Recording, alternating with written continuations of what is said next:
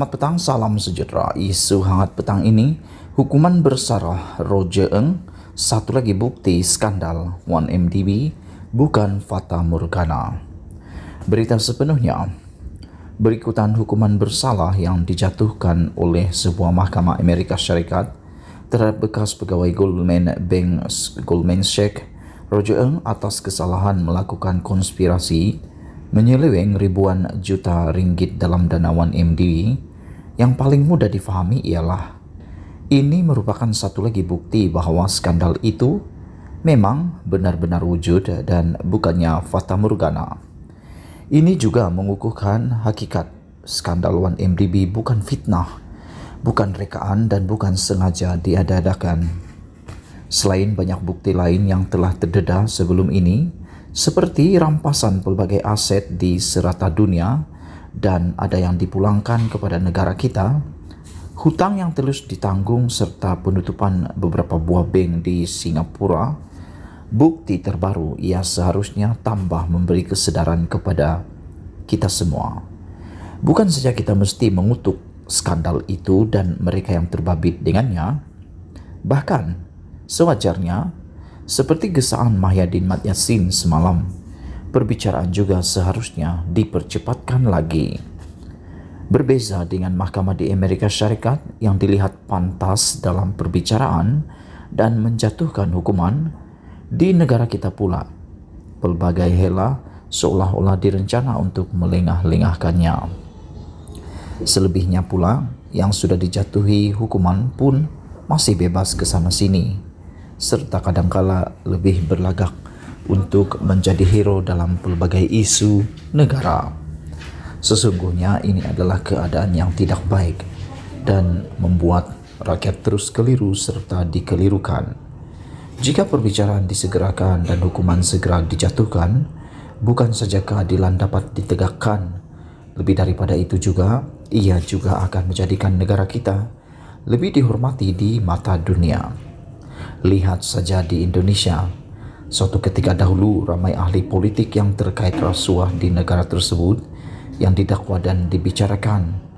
Tetapi dengan mewujudkan mahkamah khas yang mana kes-kes rasuah berprofil tinggi serta melibatkan kepentingan awam, disegerakan perbicaraan sehingga sudah ramai yang dijatuhi hukuman dan mendekap di penjara. Lihatlah apa jadi kepada Indonesia sekarang ini.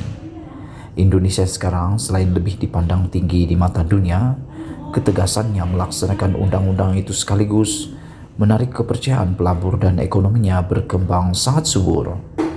Suburnya ekonomi Indonesia sudah mampu meninggalkan negara kita itu. Negara kita di belakangnya. Negara kita tidak harus berlengah-lengah lagi ke arah itu. Kerana kita, jika keadaan seperti sekarang berterusan, kesan akhirnya ialah derita yang lebih parah kepada rakyat dalam meneruskan kehidupan mereka. Sebab itu, sementara kita berharap perbicaraan dan kes rayuan berkaitan kes-kes 1MDB ini dapat disegerakan demi keadilan serta kepentingan negara, sebarang usaha menggugat keadilan itu mestilah juga ditentang sehabisnya. Tentulah kita akan malu kepada dunia jikanya kerana sementara di pelbagai negara sudah banyak bukti kesalahan dan hukuman dijatuhkan, namun di negara kita di mana skandal itu berpunca dan rakyatnya yang menanggung beban, tetapi belum ada apa-apa hukuman lagi yang dijatuhkan. Dalam hal ini, desakan dan tekanan yang dihadapkan kepada Perdana Menteri Ismail Sabri Yaakob untuk segera membubarkan parlimen hendaklah juga kita semua bersama-sama melawannya.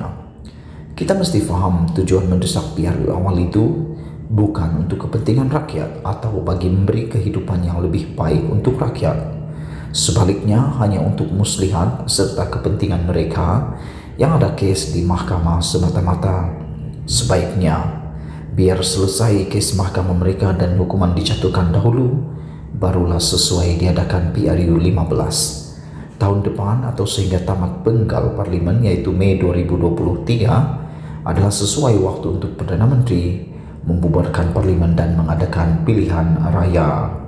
Dipetik daripada sahudin.com. Sekian isu hangat petang ini. Jangan lupa tinggalkan komen Anda. Sila tekan butang subscribe dan kita jumpa lagi. Bye-bye.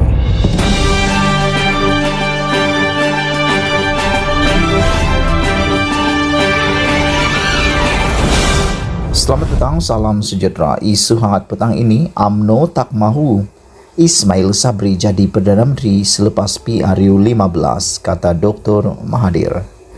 Berita sepenuhnya. Walaupun UMNO berjaya menang selepas PRU 15, tetapi Datuk Seri Ismail Sabri Yaakob tidak akan dilantik menjadi Perdana Menteri semula. Pengerusi Parti Pejuang Tun Dr. Mahathir Mohamad mendakwa UMNO tidak akan mengekalkan Ismail Sabri sebagai calon Perdana Menteri selepas PRU 15. Sebaliknya, individu yang menjadi penyokong kuat Datuk Seri Najib Tun Razak akan dinaikkan menjadi pemimpin nombor 1 negara. Ramai ahli UMNO hendak supaya PRU 15 diadakan segera. Apakah Ismail Sabri akan jadi Perdana Menteri jika UMNO menang? Tentu tidak. Yang akan jadi Perdana Menteri tentulah penyokong kuat Najib. Bagi kerajaan yang akan didirikan, yang utama adalah membebaskan Najib dari hukuman 12 tahun penjara, katanya dalam satu kenyataan hari ini. Sementara itu, Dr. Mahathir juga berkata, UMNO tidak menghormati Ismail Sabri, walaupun dirinya seorang Perdana Menteri, dan insiden selepas PRN Johor lalu adalah jelas menunjukkan wujud penolakan terhadapnya. Dalam satu rakaman video, Perdana Menteri ditolak ke belakang oleh Presiden UMNO dan menarik Najib ke hadapan di tempat Perdana Menteri. Dari peristiwa ini jelas Najib lebih dihormati oleh UMNO daripada Perdana Menteri. Apakah jenis kerajaan yang didirikan oleh Ismail Sabri jikalau ia boleh dihina di hadapan dunia, katanya lagi. Selain itu, tular juga satu klip video menunjukkan Ismail Sabri digesa dengan sorakan penyokong UMNO dan Barisan Nasional supaya membubarkan parlimen dengan segera sebaik kemenangan besar di Johor. Dalam pada itu, ahli parlimen Langkawi itu memberitahu pihak berkuasa sedang menyiasatnya dan akan dipanggil untuk diambil keterangan. Bagaimanapun, Dr. Mahathir tidak menyatakan sebab siasatan tersebut. Saya akan dipanggil untuk soal siasat. Di Malaysia ini satu tekanan yang menakutkan. Tutup mulut, tutup telinga, awak oke, katanya dalam satu kenyataan pada Isnin. Ahli Parlimen Langkawi itu turut menyatakan kehairanannya kerana rakyat Malaysia tidak marah terhadap bekas Perdana Menteri Datuk Seri Najib Tun Razak dan isterinya Datuk Seri Rosmah Mansur, kerana kedua-dua mereka antara yang disebut berkali-kali sebagai terlibat dalam kes 1MDB. Laporan-laporan ini boleh dibaca dalam akhbar Malaysia. Tetapi yang peliknya, ramai orang Malaysia tidak sedikit pun marah terhadap Najib dan Rosmah. Jauh sekali merasa malu. Di pilihan raya negeri Johor, parti Najib disokong sehingga menang 2/3 kerusi Dewan Undangan Negeri, katanya lagi. Sekian isu hangat petang ini. Jangan lupa tinggalkan komen Anda, tekan butang subscribe dan kita jumpa lagi. Bye-bye.